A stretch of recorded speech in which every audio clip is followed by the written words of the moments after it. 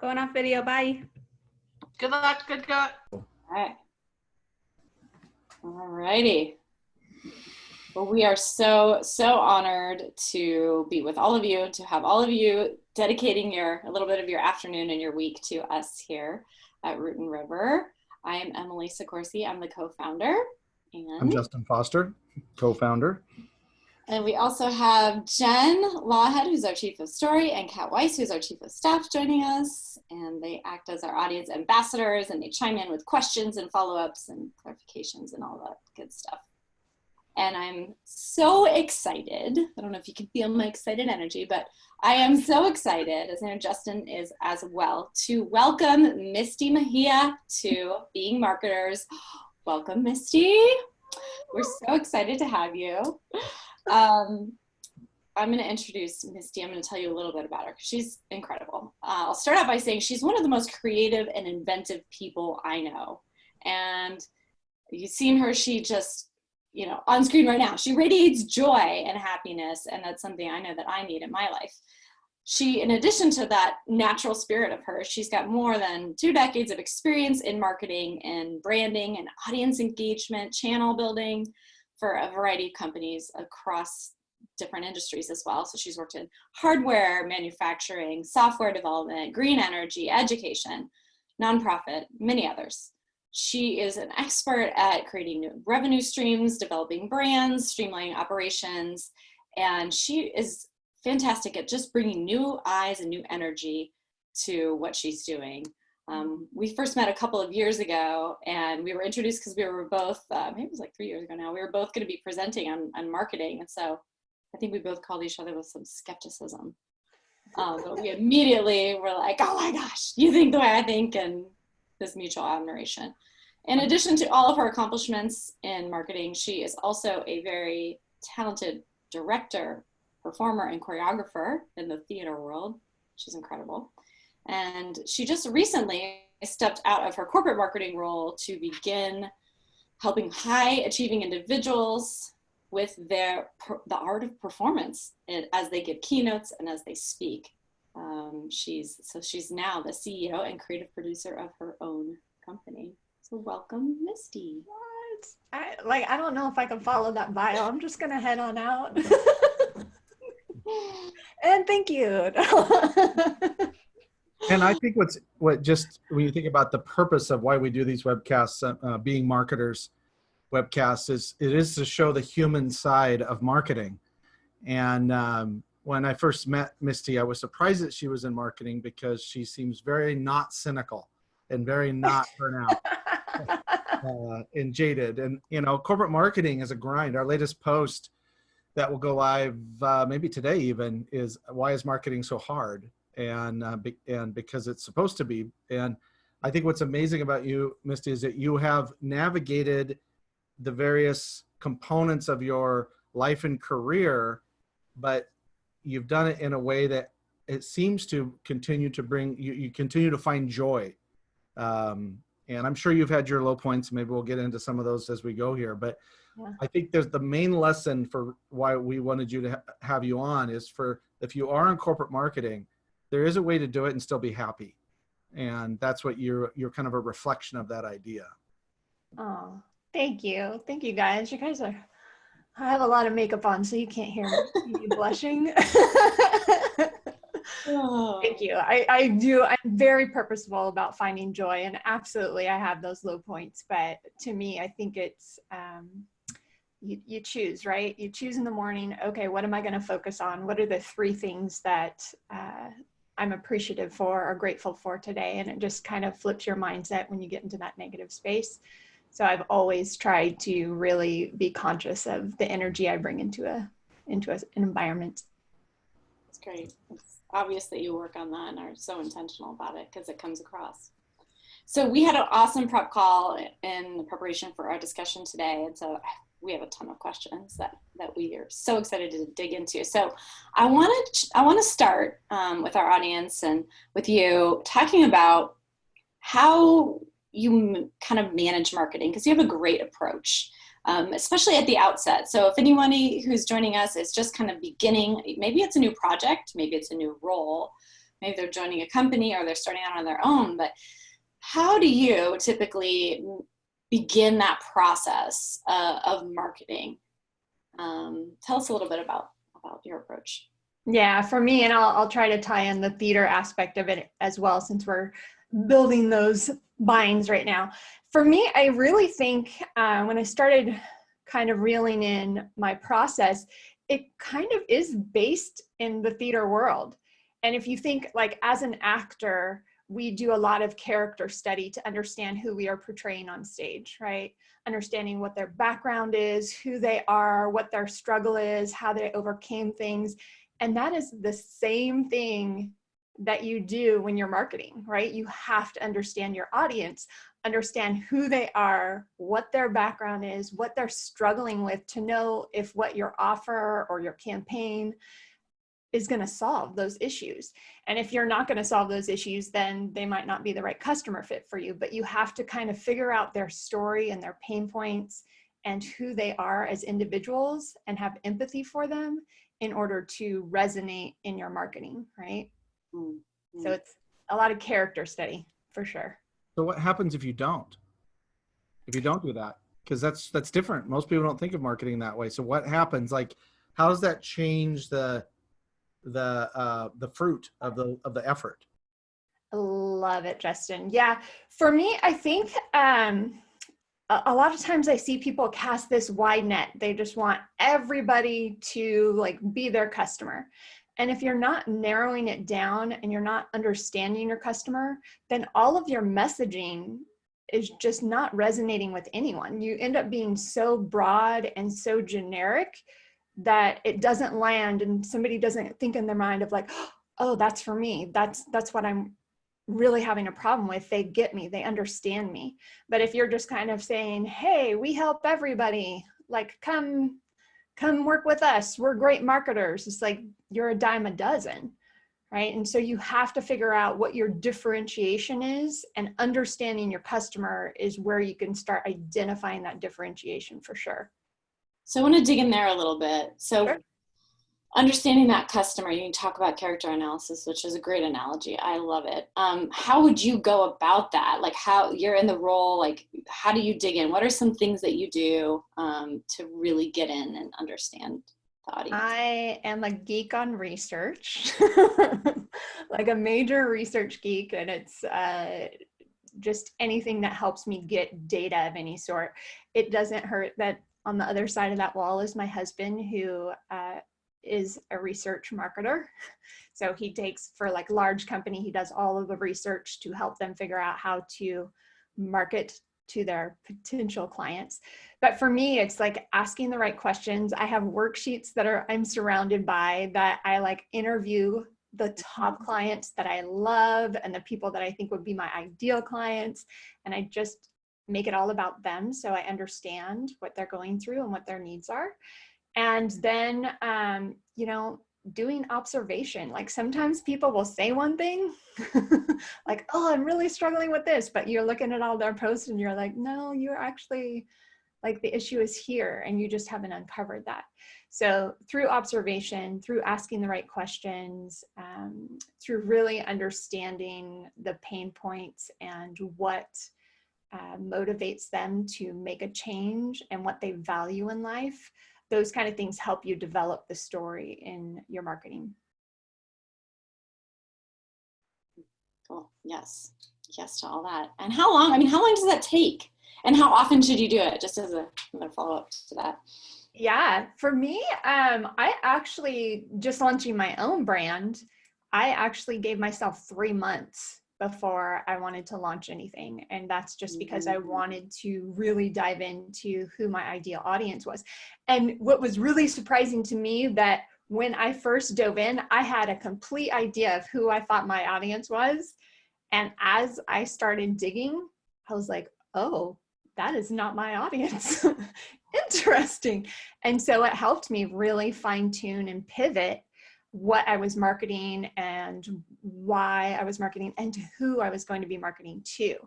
And to me, like doing that research and having that foundation in data is where that corporate side of my brain comes in, right?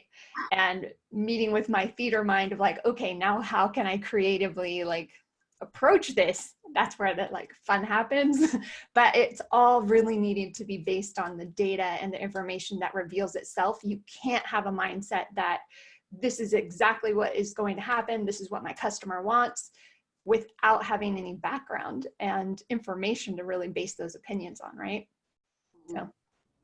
So following up on that, Misty, how do you balance, especially working on your own brand now, how do you balance the data, which is sort of obviously because of its data, it's extrinsic, it's external, with the intrinsic?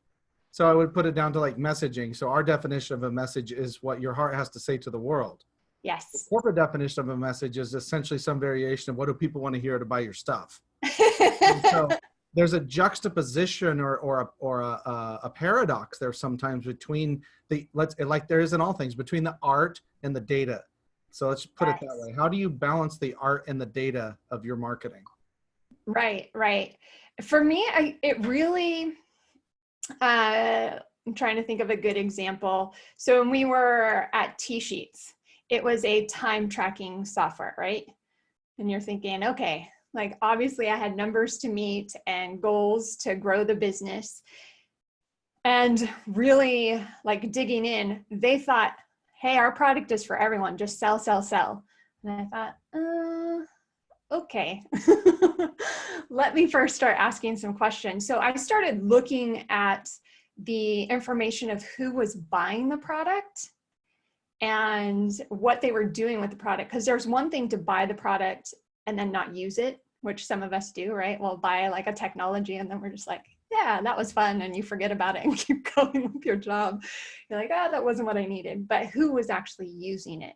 And so seeing that data and then understanding their motivation of like, okay, the reason why I'm using it is because I am able to track how many hours I spend working on something and I'm able to bill that efficiently. So it's like, oh, okay, that's really helpful to know. And so you start finding out all these things. But the fun part of it, Justin, for me, is after you find those data and you're doing those interviews, you find out that the accountants that were purchasing, because I was in charge of the accountant channel, they were like fun and goofy and out of the box. They loved their badges. They loved like challenges. And so that's where you pivot to, okay, what can we do that really ignites them, excites them, that has a story to it that is a little bit different than just going, hey, buy this, it'll help you do X, Y, and Z. So we did a ninja challenge that we created this whole landing page for our ninja challenge. We created 3 tiers of like really perfecting your knowledge in the background of the product. We had badges that had little T-Sheets ninjas on it that they earned, like physical badges. Once they finished all 3, then they got a box with the care package with all their badges and their fun stuff and their certification, just to like reward them, say thank you. But there is all of this balance of like, okay, who is it really that we're going after?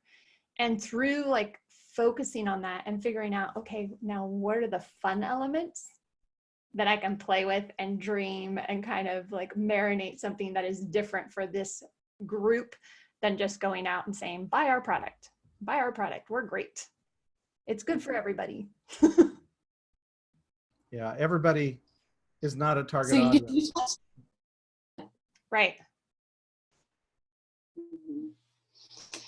And you touched on this a little bit in that answer, Steve, about, you know, navigating a little bit of the corporate environment and integrating that into how you're going to approach something. And that can also be true. I know some people on who are marketers themselves, with clients or with projects, there are constraints. And sometimes there's resistance to trying new different things, things that maybe seem crazy to a client or to a corporate. So how do you approach that when people are like, that's crazy, we can't do that? How do you bridge that gap or get enough leash to try something? Or maybe it's even an internal dialogue, like, this is so crazy. Can I really do ninjas with a ninja challenge with accountants? Like, talk a little bit about that process. Yeah, no, for sure. And I've had many ideas that I've thrown at the wall that my bosses have been like, okay, go for it. I've been very lucky, but honestly, thank you. Alexis says Society of Pro Advisory. Yes, I will tell you, my boss, when she saw that at first, she was like, that is crazy. We created the Society of Pro Advisory, and it was like the secret Illuminati feel, and it wasn't quite the Intuit brand, but we used the Intuit colors, and it made our executives really, really nervous.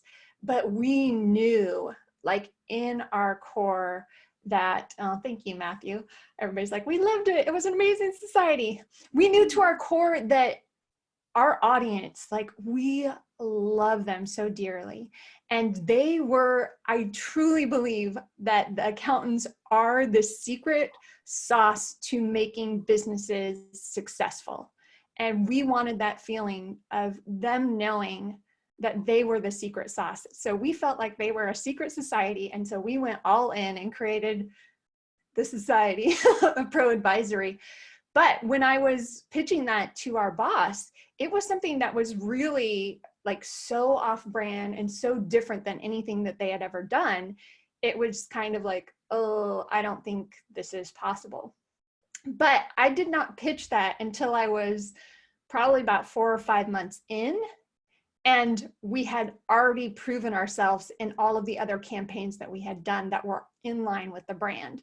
And so I do think you have to kind of develop that, those wins early on to say, hey, I got this, trust me, I know what I'm doing, I can make it work. You have to have those home runs that kind of give you that foundation of trust. And then you start stretching it a little bit of like, oh, we're just gonna do a little bit more creativity so they get used to like, oh, all right, this is good.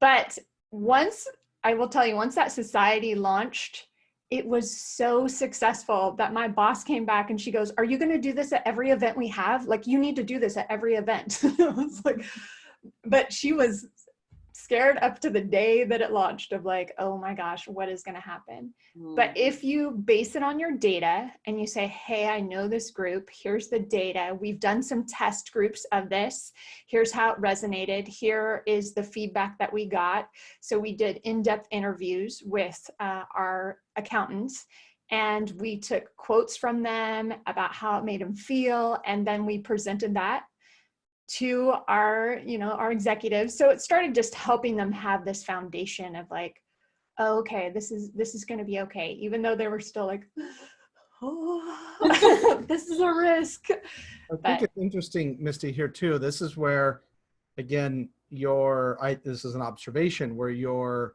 theater side, your art side had a natural instinct that we can all learn from, which is the for me.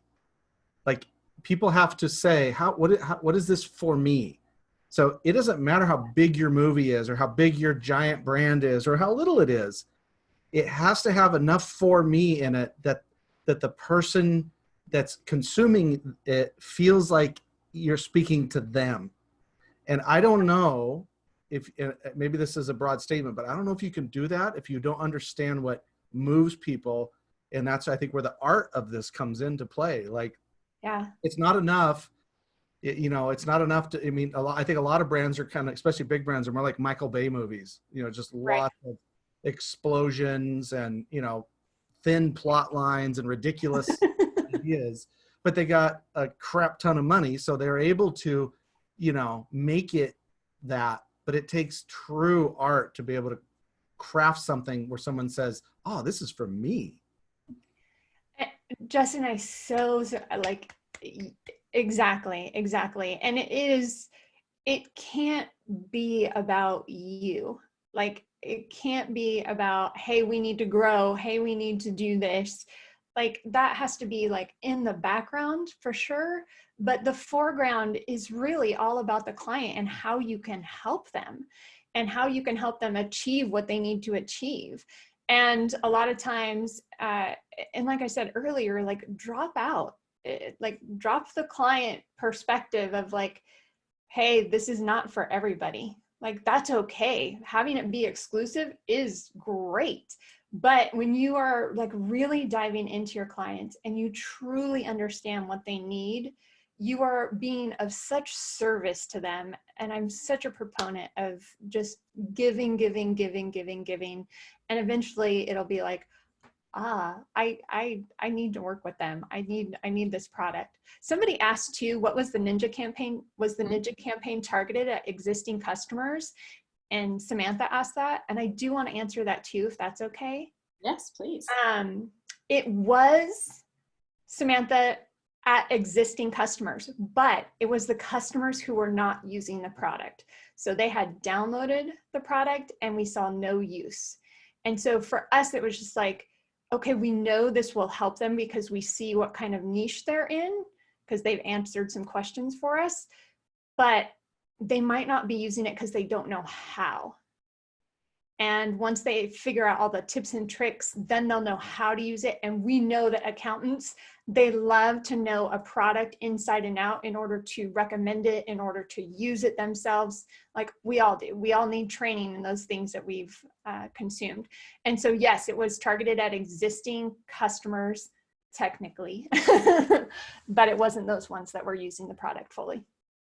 That's a great little pocket of delineation, right? Like when you get into the data, that's what I love about doing, you know, data analysis. You're like, oh, okay. So now we get to understand why they're not using it. And then how do we entice them to use it and meet them where they're at with not using it, but having it, and what exists in that gap. I think that's super interesting. Because you know, if they've connected with you, it's like I used to tell my employees when I had a store, like a physical store, nobody walks through the door not wanting to buy something. Like I do not walk into a store that I'm not interested in. I have no purpose of buying.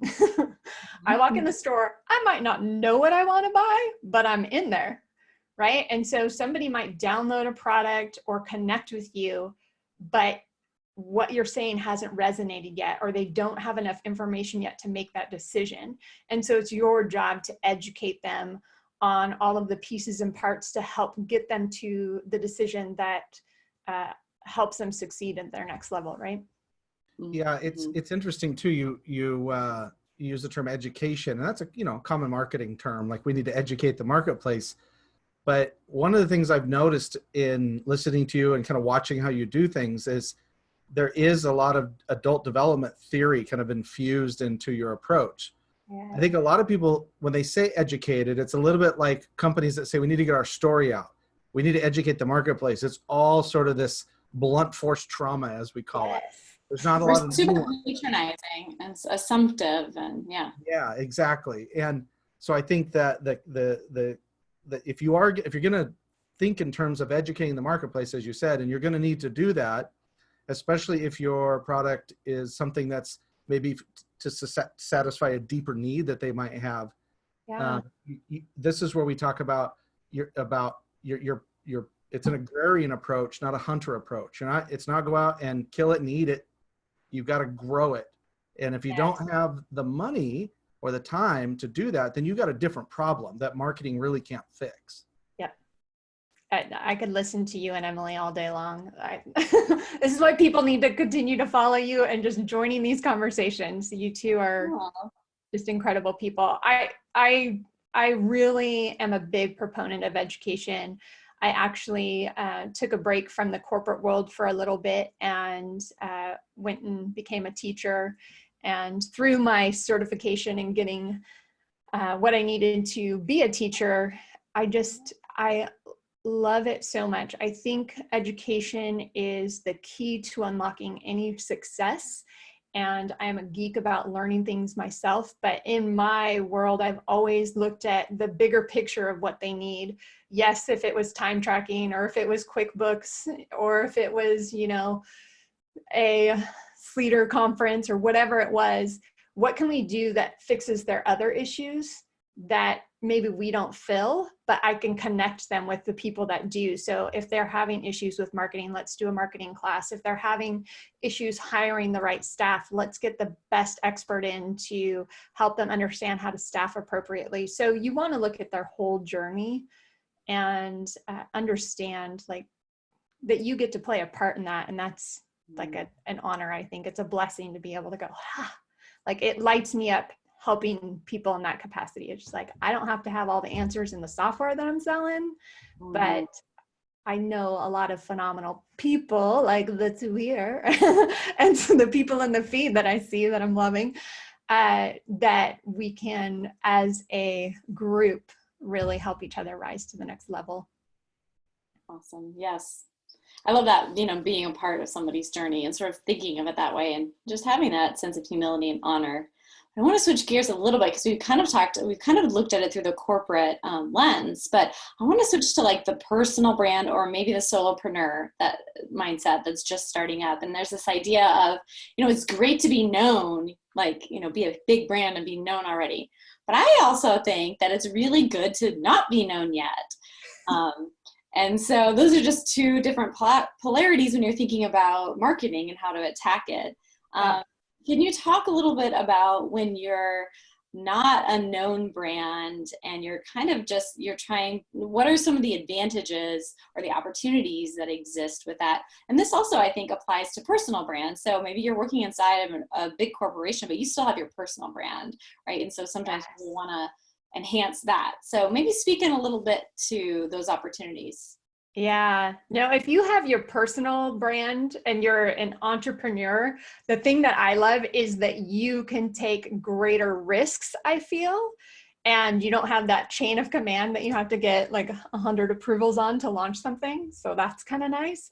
The hard part, I think, as an entrepreneur is that the dollar, right? The dollar really like is significant for you. You know, I probably can't say the budget I had it into it, but I've had multiple $1 million budgets at many companies. A company in my 20s where I was running a division, I had a $60 million budget, and it was just like, and then when I went to my own business, I was like, oh, I have a $2,500 budget a month.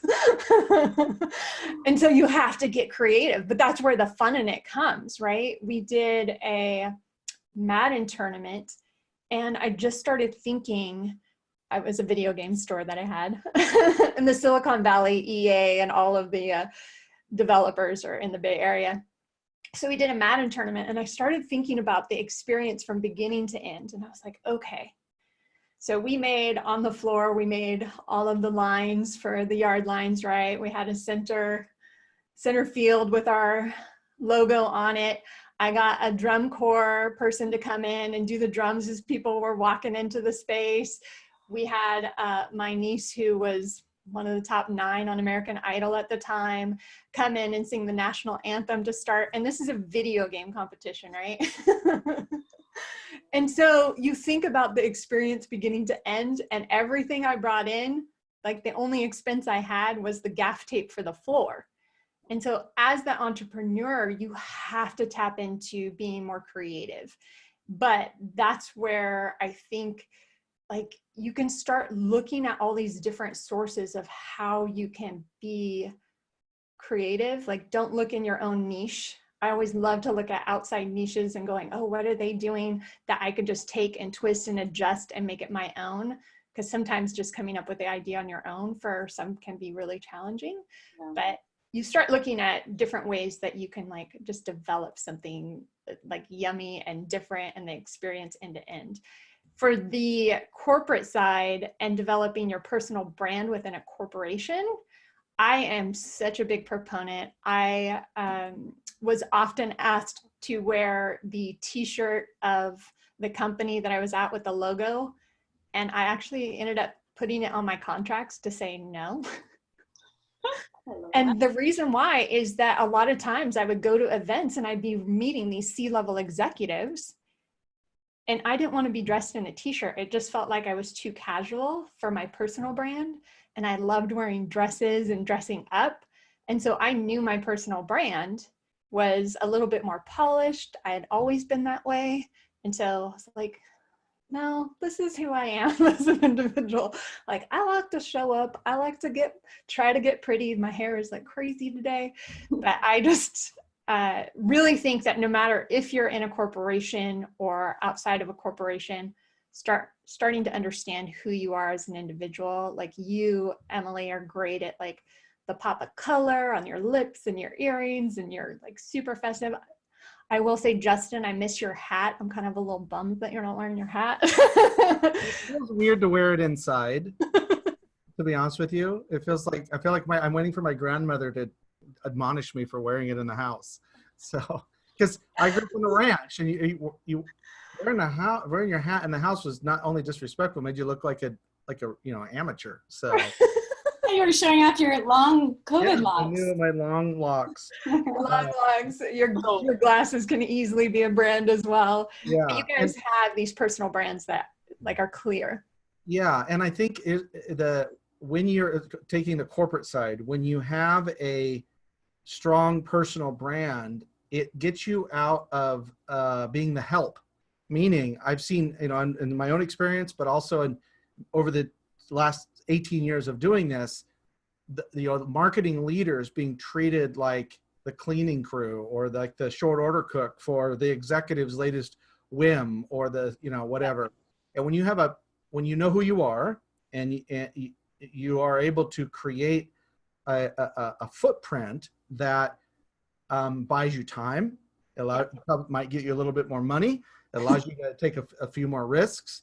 But that's the investment that you take. So like when I'm mentoring like a young person that's in marketing, like what's your exit strategy? Do you want to be the CMO? Then you got to start acting like the CMO right now. Exactly. And this is what she or he is doing. They're working on their stuff and they're a thought leader and they write and they speak. Just because you're 24 doesn't mean you can't do that right now. I agree. And that is always, like somebody told me in my 20s, like, dress and act for where you want to be, not where you are in your career. And that has always stuck with me to show up, be responsible for the energy I bring into the room, but also like take it next level. I remember going to my first like Fortune 500, meeting the VPs of the Fortune 500. I was in my 20s and I walked into the room and they were like, "Are you 14 years old?" And I said, "Yes, I'm a childhood prodigy. Let's get to work." And I just like didn't even take a beat.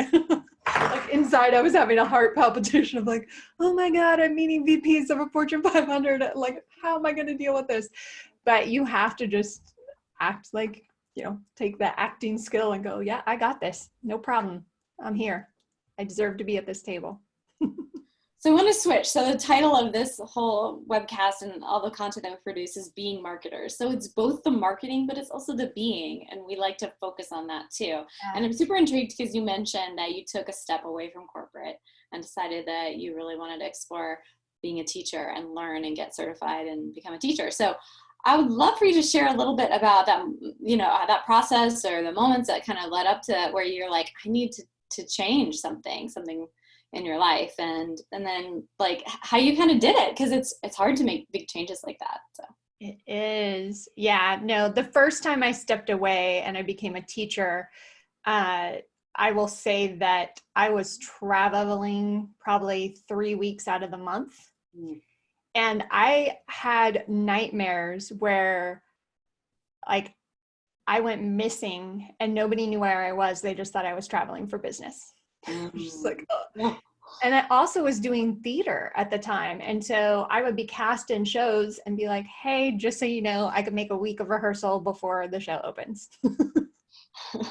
Which directors luckily were really nice about. But I didn't like that because the whole process of theater is such a community effort. And the rehearsal is almost more fun than the performance, because you get to make all those mistakes and just enjoy each other in a different way. So when I first stepped away, it was really out of exhaustion of not being able to travel as much. It wasn't something that I saw long-term as being my path. And I wanted to give back a little bit more. And I will say I didn't become a teacher right away. I actually took time and I went and interviewed different types of women in business And I just asked if I could sit with them for like a half a day and see what their day was like. And it wasn't until I bumped into some friends that were teaching that I was like, oh, yeah, that just seems the right fit for me. And so I taught directing, acting, set design, lighting design, sound design, like all of those elements. And it was just so much fun. Like I loved watching kids come into my classroom that were just petrified of being on stage. And then the last week of class, I like, okay, you need to get off stage now. Like, so watching their confidence rise just really meant a lot to me. The most recent step out was kind of what Justin was talking about. When you're looking at your career and your career path, my boss asked me, like, what's your next step at Intuit? And I was like, I didn't want her job. And I was like, oh, like, I don't know. And I really, when I started reflecting on my path, like I had said for many years, like I didn't want to go back to working for a large corporation because that's what actually made me leave and become a teacher. And I just found like these smaller companies that were like in the 200 range had so much more energy and capability of being creative and being able to pivot. And they were a little bit more risk takers. And then once you got into the corporate side, you know, I was dealing with legal teams on a weekly/daily basis. You have to like, every single action that you do, you have to build a presentation for it. And so my days were sometimes 8-9 hours of just sitting in meetings as, you know, running a global team.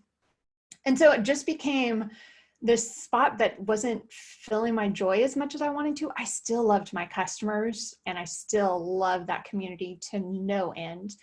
I just have such a deep affinity for them. But for me, I like my career path. I was like, I just don't, like, I don't want to be CEO here. And I don't want to be director level. So I guess I'll just do my own thing. I don't know. So following up with that, Misty, you know, we have bad days. You know, there are days where just like, you know, things don't, you know, like I sometimes say, everything is in, what's the term, retrograde. All the planets are in retrograde. Right. Like it's just a bad day. Or maybe we have a bad week. Yeah. But how can you discern between I've had a bad day and I need to make a big change? What is the discernment there? Yeah, for me, I actually wrote down the things that make me feel purposeful in life and what brings purpose to me. And then I wrote down my vision for myself for the next year in quarters. And when I looked at that, to me, I had to compare, was the job I had bringing in enough purpose? Because I have to, like for me personally, I have to feel like I am purposeful, like I am making a difference. I am creating the impact that I want to. And I didn't feel like I was in some capacities on a regular basis. I could feel little touches of that for sure.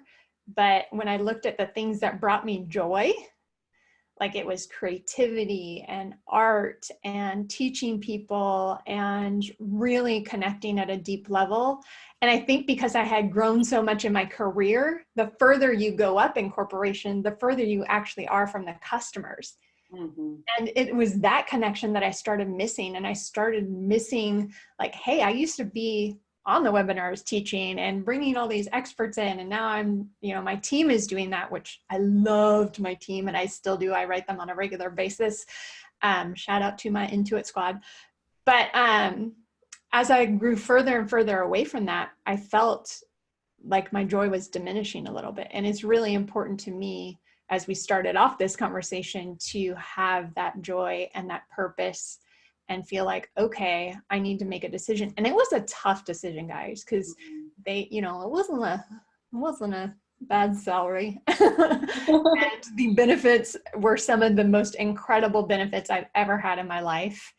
But you gotta, at some point, you gotta say, what means more to me? You know, is it filling my purpose, or is it getting this paycheck that is really good, but I'm kind of feeling like there's a gap. Mm-hmm. Yeah, I think it's important to look at what I call the energy tax, which is how much does it cost you to have stability? Because there's a cost. It's like I sometimes say in most brands, the largest hidden cost is where boredom is, because that's what produces lack of response from the audience. It produces a boring culture, yada, yada. But I think in yourself, it's that energy tax of like, okay, this isn't working for me anymore, because when I look at the net of it, look at the data, as it were, it's just not working. Yeah, I agree. And for me, it was also this excitement of challenging myself too. Mm-hmm. So when I looked at like, ooh, starting my own business, I had in 10 years helped 2 companies like sell for multiple millions of dollars. Like I went into T-sheets. We had 9,000 customers when I started. When I left, we had 33,000. And that was a year and a half later in my division that I ran. So to me, it was like, hey, like I wanted to kind of test myself and the strategies that I've been doing, and they sold for 350 million. And like, hey, I keep helping other people. Like maybe it's time to just take this leap and go for it. And that to me, I stopped acting after I lost that like energy and that drive. And I started leaning more into directing, because that's what gave me the butterflies. And I think that's kind of part of it too. Like what gave me butterflies and excitement was trying to do this next step on my own. And Matthew says, we miss you, Misty. And Matthew, you know, I haven't gone anywhere for you. So you cannot miss me, because I see you in my feed all the time and I love you. I think Lisa Jane chimed in. This is just, it's great to hear, you know, just this vulnerability, the authenticity about being at a crossroads and weighing out, you know, what to do, weighing out stability versus purpose and fulfillment, what you personally want, instead of, I think service and having a service mindset is great.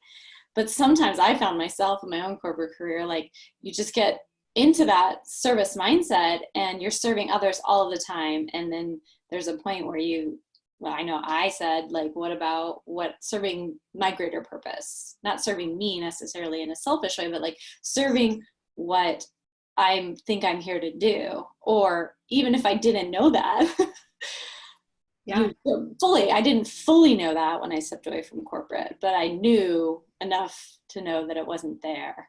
And I had to give myself room to find it. So I think it's really important, and that's why, again, it's like being marketers. And I think energy is also a great topic that you brought up, and it's almost like a little breadcrumb for, you know, when you're looking at, if you're suddenly like one day, like, you know, Justin, you asked earlier, how do you know when it's time to make a change versus everything's in retrograde and I'm having a bad day? I think it's like a series of bad days. And it's also, for me, it's like that energy drain, just like overall low energy. And if that continues over time, it's like time to stop and see what does give you butterflies. Like you said, Misty, what does boost your energy? So for you, what is the most energy kind of positive thing that you do in your work? What do you love the most? And maybe another question is, when you find yourself running low on energy, what does that tell you? Like, how do you read that, or what do you do for yourself in those moments?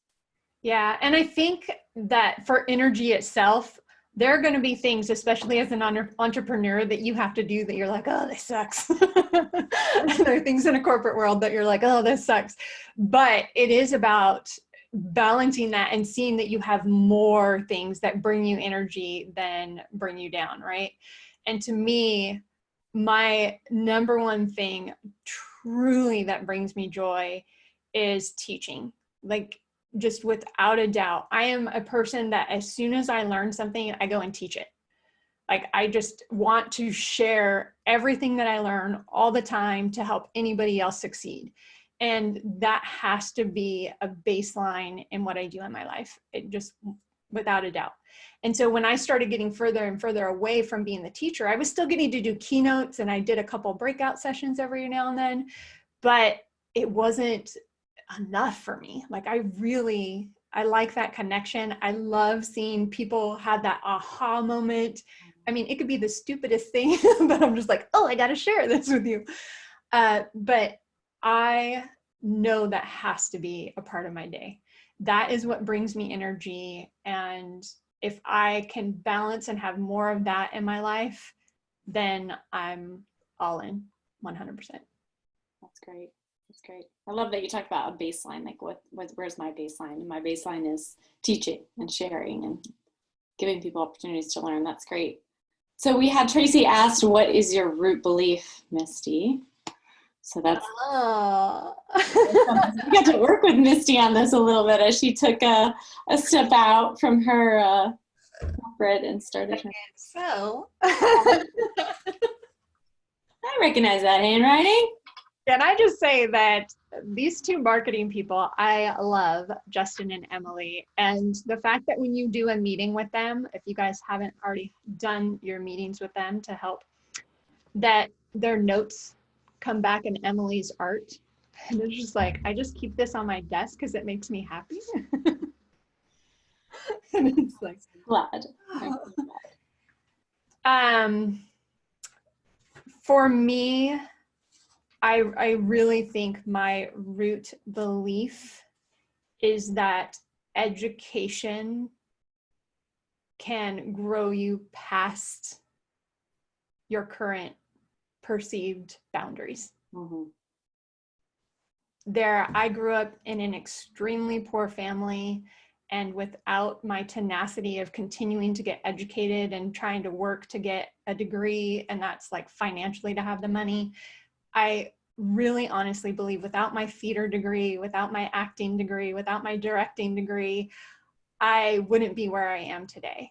And I continue to learn because I have that passion for learning. But anytime you learn something new, it can help you get that one step closer to your goals or your mission in life or your purpose. So I think education is absolutely my root belief. That's great. Everything you learn is another step on your journey. That's what I heard. Towards your purpose. Yeah, that's beautiful. Beautiful. Tracy also asked, and you got these folks to participate in market research. And I think that was towards that customer base that was customers, but not using customers. And Tracy, I will say 100% yes. Everybody likes to be interviewed and talk about themselves. So literally we just grabbed that group. We wrote them emails and said, hey, would you mind spending a 30-minute interview with us? And we got enough. I think we had 100 people that said yes. And we just started dialing for dollars and just interviewing them to hear what their story was, what their struggle was.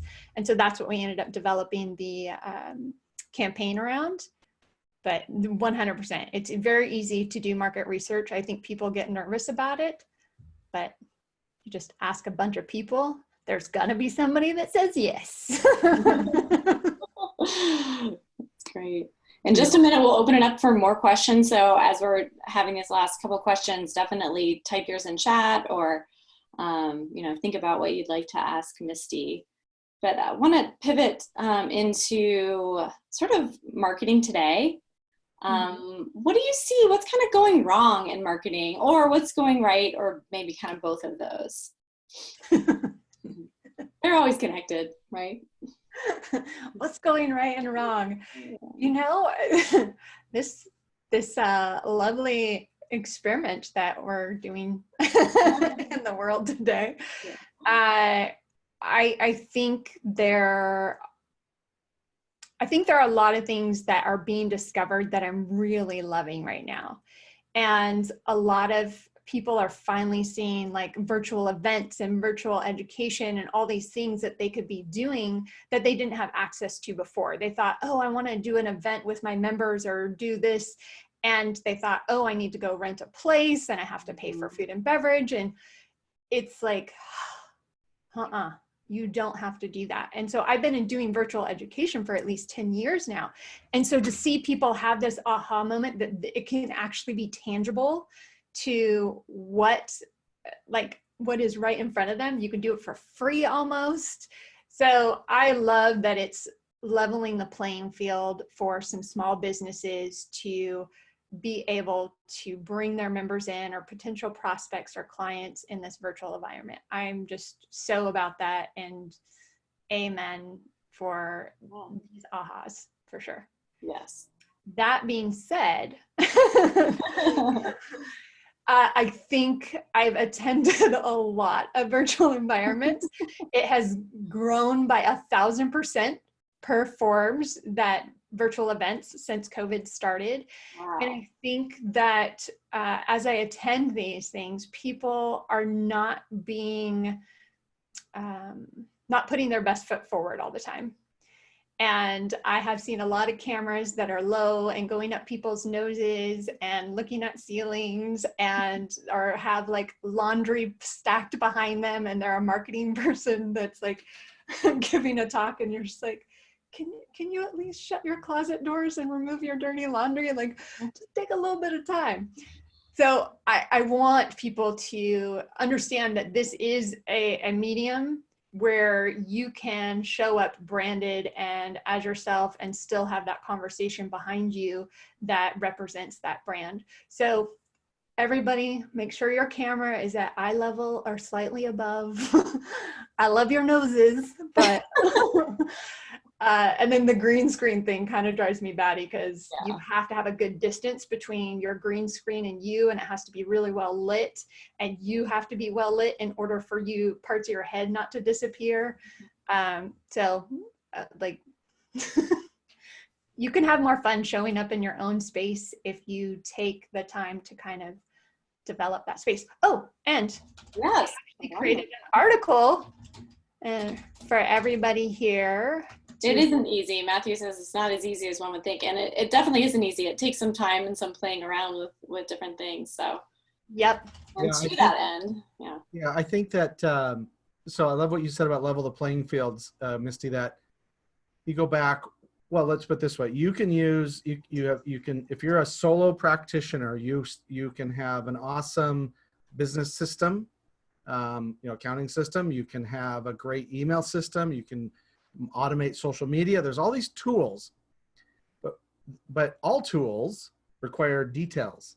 It's set it and forget it related to sort of the, once a month we're going to send a newsletter, but technology, to your point about using Zoom or some sort of video platform, is an amplifier of details, because you are requesting the attention of someone's eyeballs, and they're going to pay attention. And so to me, it's not just about kind of this like a vanilla. It's like, use that as I think we've all done here, that there's intentionality behind us. Yeah. I very specifically want to show our book, my Johnny Cash sticker, my Ron Swanson mug. I want to show all that stuff because details matter in those type of moments. For sure. And in theater, the article, I just put a link for you guys to be able to download the article in the background. So in theater, we have this framing the actor. So you have an overhead, a vertical, and a horizontal that frames the actor. And so you always want to look at that on camera, that you have a good vertical that isn't distracting too much. I'm playing with these gold pieces. I can't decide if they're distracting or not, but you want to create that circle and that frame for you as a brand for yourself, to make sure that you have the focus on the screen when you are being the presenter.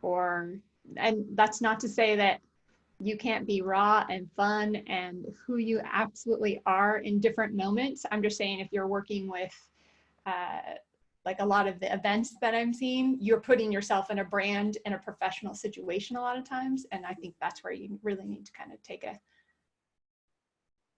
edit. Edit. I love this is all very much me.